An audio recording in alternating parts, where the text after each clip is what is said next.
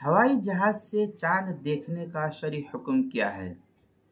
हवाई जहाज से जो चांद देखा जाए और वो ज़मीन पर नज़र ना आए, तो इस बारे में कदर तफसील है।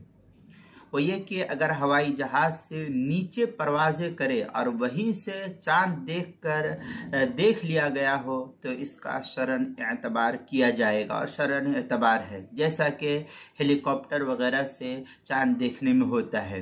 और अगर हवाई जहाज से इतनी बुलंदी पर जाकर चांद देखा जाए कि जिससे मतला उमूमी तौर पर बदल जाता है और उस खबर को मान लेने की सूरत में महीना 28 दिन का लाजिम होना आएगा, तो हवाई जहाज से देखे हुए चांद का एतबार नहीं होगा। चुनांचे ये तफसील जो है अनवार रहमत के सफ़ा 523 पर और इमदादुल मुफ्तियीन के सफ़ा 482, किताबुल मसाइल उसकी दूसरी जिल्द सफ़ा 125 पर इसको नकल किया है, वहाँ देख सकते हैं।